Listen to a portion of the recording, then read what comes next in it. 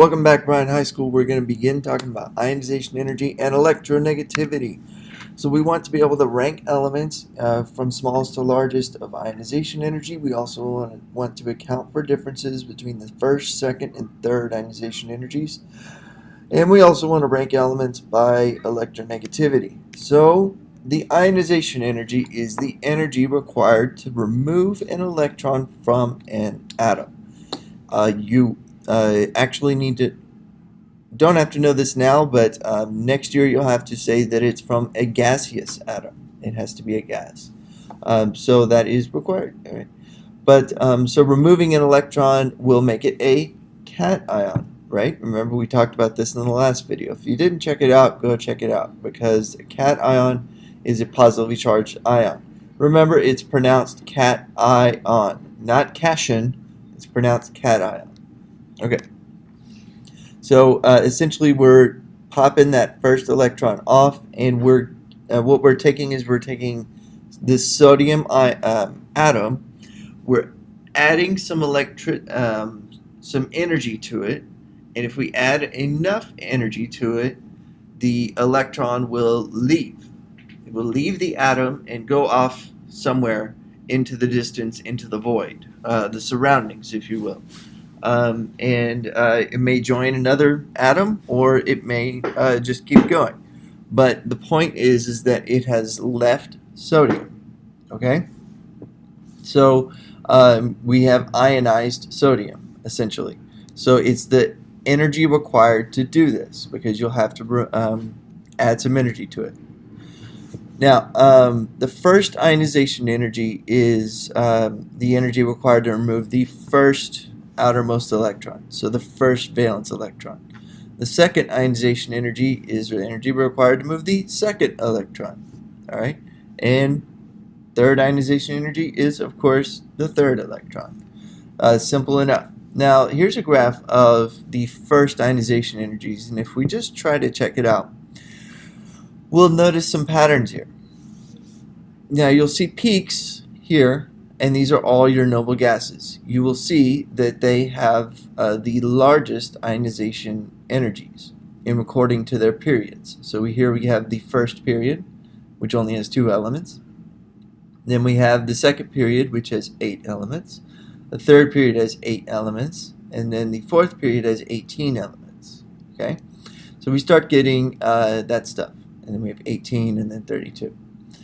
Now, but let's just take a look at these. Let's exclude hydrogen, helium. Let's take a look at this second row, second period.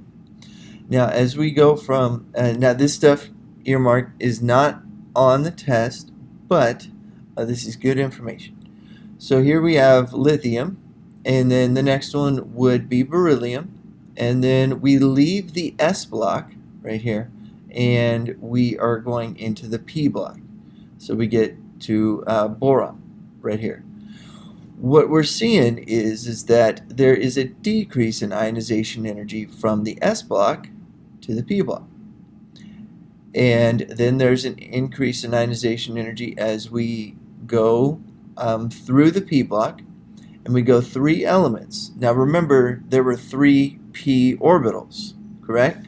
And we had to place 3 up arrows whenever we placed our orbitals.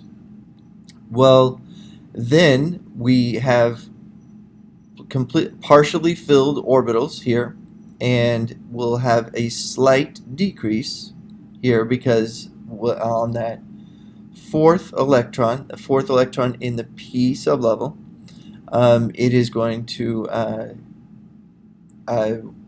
we're starting. This is this first down arrow, second down arrow, and then third down arrow. And then now the P block is filled, and then we arrive at our noble gas.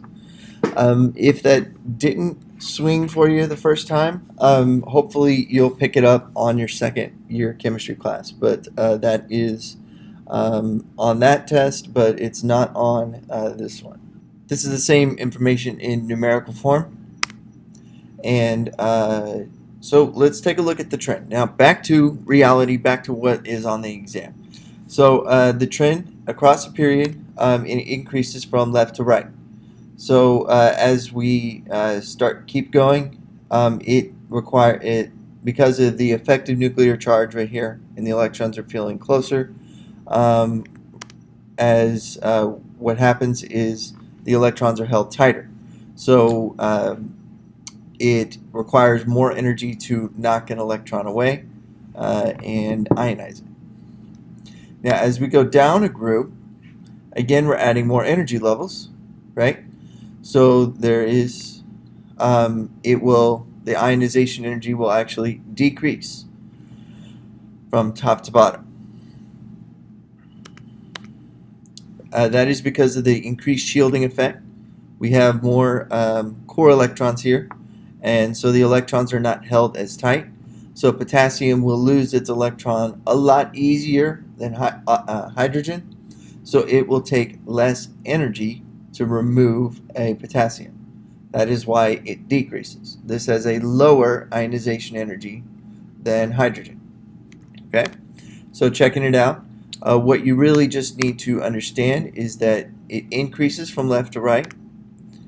So it's going to be large over here, and it decreases from top to bottom. So this one's going to be the small one. So essentially, just remember that helium has the largest ionization energy. So it's backwards from the previous video. Remember, helium was the smallest element, smallest atom, but helium will be the largest ionization energy. So yeah, helium has the largest ionization energy, and Big Francis has the smallest ionization energy. Good to go. So we'll walk through same type of ones. We have phosphorus and sulfur. Which has the larger ionization energy? That would be sulfur this time. Boron or aluminum? Boron. Rubidium or cesium? Rubidium. Sodium or potassium? Sodium. And then lithium, beryllium, sodium, or magnesium? It'd be beryllium. Okay, whichever one is closest to helium, that's going to be the one with the higher ionization energy. So if we rank these by in order of increasing ionization energy, we're going to rank them from smallest to biggest, or smallest to largest. So the smallest ionization energy is going to be cesium, the one closest to francium, and then we'll work our way over. Oxygen is going to be the largest, so I think sodium's next, yep, and then lithium, boron, carbon, and oxygen. So getting those, the bookends, is the most important part of the ranking. So now let's check out electronegativity. It's very much kind of the same type of trend, but a whole different definition. So the definition of electronegativity is the tendency for an atom to attract electrons to itself in a chemical bond. So this is something we'll talk about again in the next unit when we do bonding, but it is essentially the attraction of electrons. Some atoms will attract electrons more than others. Some elements will attract more than others. So this electronegativity is developed by a scale, and is developed by this guy named Linus Pauling. And he's a very, very special guy who really kind of comes up with almost the first to come up with the structure of DNA, and is really a key player in how we were able to shape how DNA works, and also how vitamin C works. Okay, and so he was able to really kind of understand like how much vitamin C was in oranges, and also understand how that had an effect on the common cold. Does it help the common cold? Does it help prevent it, or help treat the symptoms? These types of things. Very much in medicine and in chemistry. So he wins the Nobel Prize not once but twice, and he is one of three or 5 scientists to win it twice, and he is one of 5 scientists to win it twice. He is one of 3 scientists to win it in 2 different areas. So this one was in the chemistry, one in Peace Prize. Okay.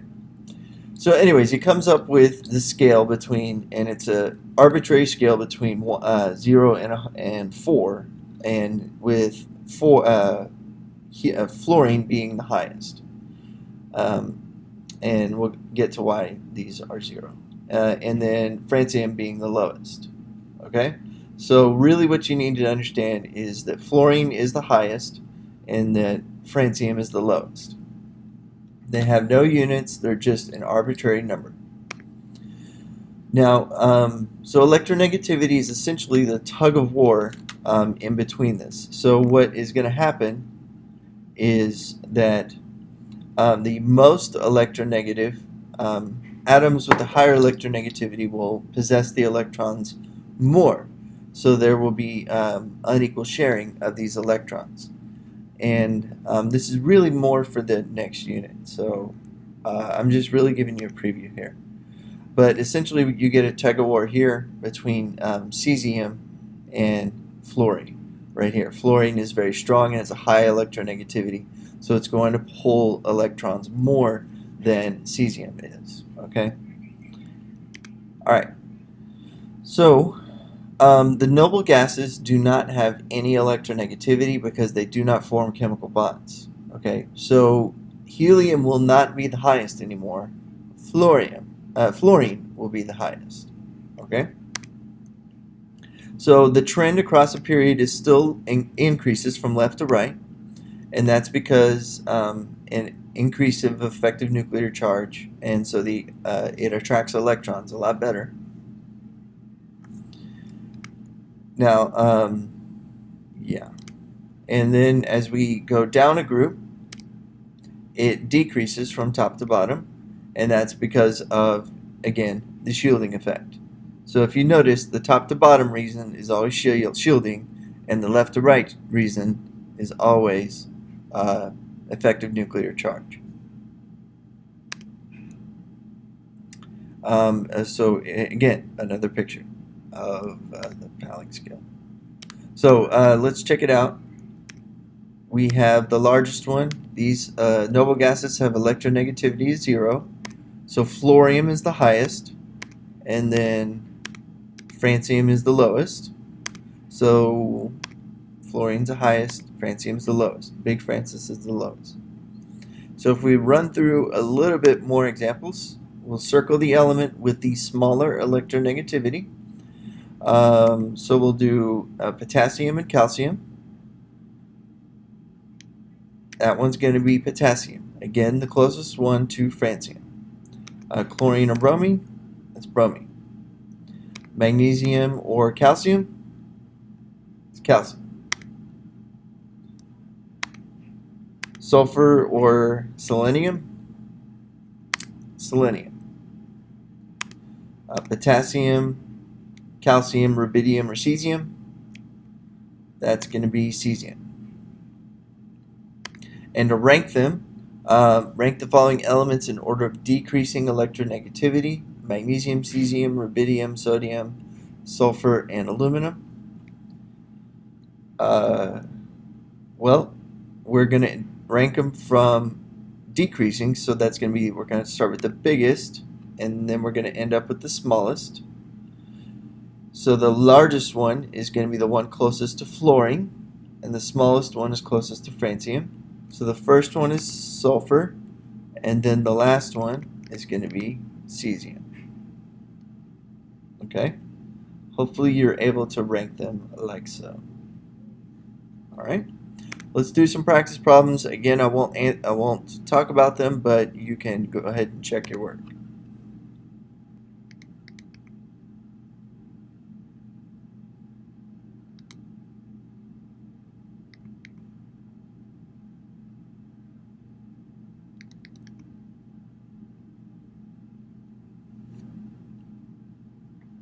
This is a really good question about electronegativity. It talks about the gives you an illustration here where you do not know the electronegativity of sulfur, but you have the ones around it. And based on the electronegativity trends in the periodic table, which of the following is the most likely value for the electronegativity of sulfur? Well, that will be somewhere between 2.1 and 3, and somewhere between 2.4 and 3.5. So really, it can't be 3, it can't be 1.5, and it can't be 2.0. So it needs to be 2.5. It can't be 3.0 because this one is 3.0. Okay, so this one needs to be a little less than 3.0. And it can't be 2.0 because these are a little bit greater than 2.0. So it needs to be a little higher than 2.4. So again, we get 2.5. So that's the best way to check that one out.